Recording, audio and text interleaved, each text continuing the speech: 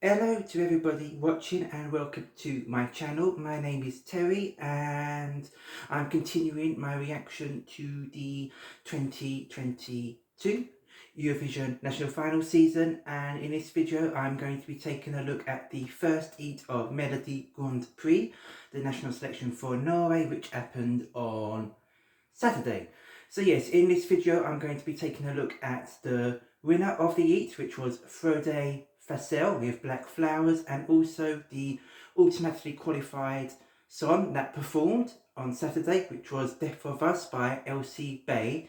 So I'm going to be reacting to those two songs and giving you my opinions on the live performance, and then I'll also be talking about what I thought about the songs that failed to qualify but will be appearing in the second chance round, hoping to get the last slot available to the final. So anyway, that is the plan. Hope you enjoyed the video. If you didn't see my reaction to the studio versions of these songs, please do check them out. And without further ado, let's begin the reaction. Okay, so now we're going to look at the performance by Frode and the song Black Flowers, which won the first heat and has now qualified for the grand final. So let's take a listen and press play now.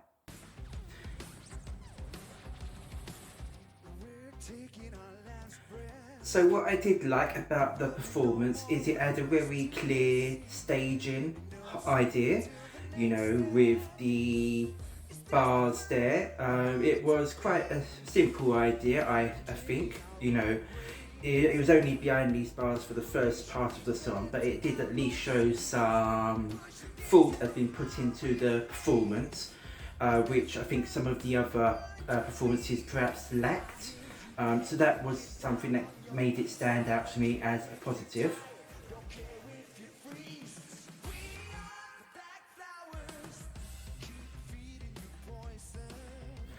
So yeah, the song, you know, when I first listened to the song on my reactions prior to the live performance, I had it as my number 2 favourite, and the performance, it didn't necessarily elevate it any higher than what it already was, but it delivered a strong vocal. He sort of hit all the notes that he needed to do, in my opinion.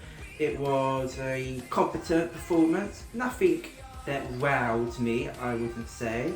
But again, you know, competent and strong, and may hopefully when you get to the grand final, you know, it can maybe add some other layers into it to make it stand out a little bit more against all the other finalists, because it might get a little bit lost, just based purely on the performance that was done here in the heats.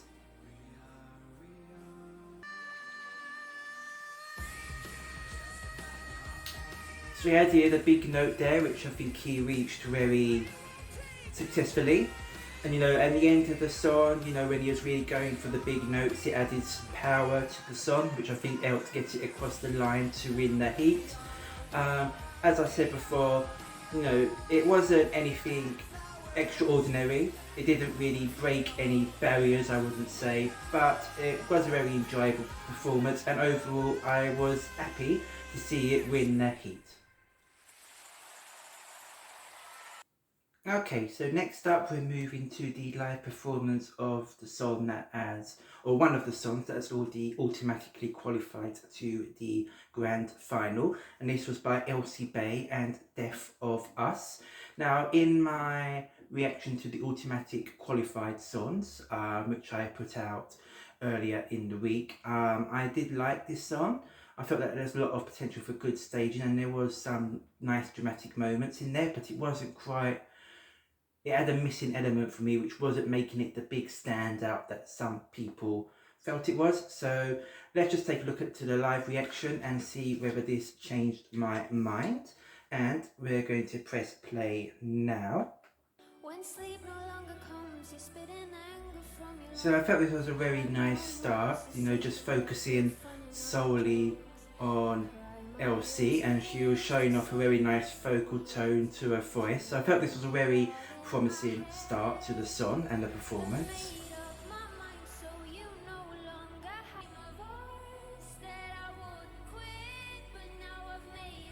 And I was thinking through the chorus, she showed off nice vocals and some of those high notes.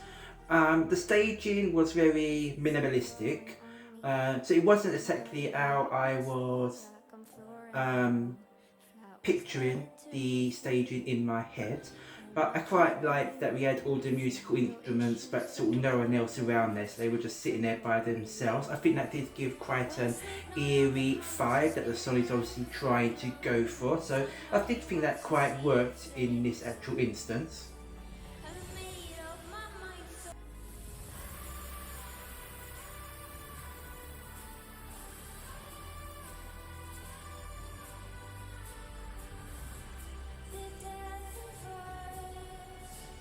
One thing I did notice here is these I notes here.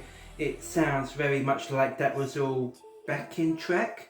So I'm hoping in the final she does perform that bit live, because you know that will make it seem more powerful as well. That bit did take me out of the song a little bit, but then the light staging here was very good, and I think that bit note there she probably did do that note live, so she can hit the high notes. And as I was saying, the staging and the lighting I did like, so it did improve it a little bit for me. It still hasn't quite reached the heights that I think it could reach, but it's clearly a very strong song and she's a very strong vocalist, so I'm hoping come the grand final, when she does her performance there, everything will come together and create the full package which I feel this song could potentially reach. Okay, so I've now reacted to the two songs that are going to be featured in the grand final. So I'm now going to talk about the three songs that were eliminated from the heat, but they will still appear in the second chance round. So they've still got a chance of making the grand final. So the first song that was eliminated on the evening was We Still Here by Mira Craig. Now, the song I always felt was a little bit messy, but I felt that it had the potential for a good staging. Unfortunately, I found the staging to be quite disappointing. I didn't like the pink thing she was wearing. I didn't think it really suited the style of the song. I think if she had gone for a bit more of a sort of a jungly vibe, it would have worked better. Also, I feel that whilst the backing dancers were giving a bit of energy, all she was doing was sort of just bouncing up and down and wasn't really doing much dancing, so I felt that sort of took away from the impact and power of the song. And also the vocals weren't really strong, and also I'm pretty sure, I might be wrong, but I don't feel that she was performing those operatic parts towards the end of the song live. They did feel like they were backing tracks, so that took me out of the song as well, and I wasn't that surprised that it lost in its the first draw.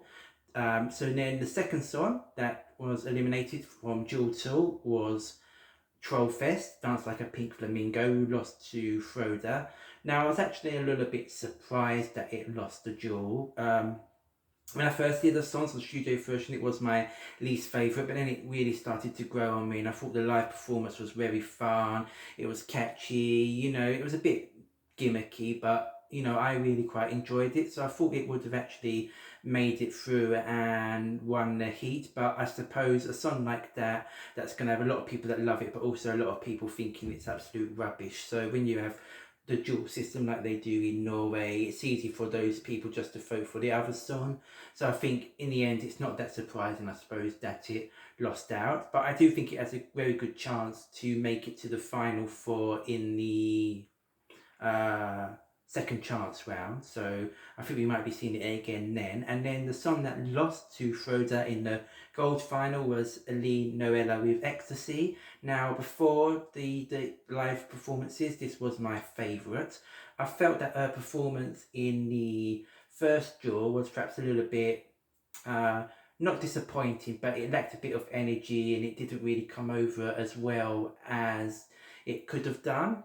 Maybe it was a little bit of nerves and stuff like that, but then her performance in the gold final I think was much better. She was giving it more energy, she was singing more powerfully, she seemed to be enjoying it a lot more. So in the end, I'm a little bit sad that it didn't make it through to, or didn't win the heat, but not too surprised, because I think Black Flowers was probably the more rider appealing song. So yeah, those are my reactions to those 3 songs that missed out. Of course, they've still got a chance to qualify through to the grand final through the second chance round. But anyway, that is my opinion on the whole show and all 5 performances that were made. So please let me know down below who your favourites from the show was. Who did you want to win? What did you think of Frode's song, and what did you think of Elsie's song and the performances of both of those? So let me know down in the comments. It'll be very interesting to hear what you have to think, and I always like reading your comments. Also, please like and subscribe and hit the notification bell, and thank you to everyone that has subscribed already. And yeah, there's going to be plenty more videos coming out like this through the rest of the coming months and beyond. So until the next video, hope you take care, have a lovely day, and goodbye.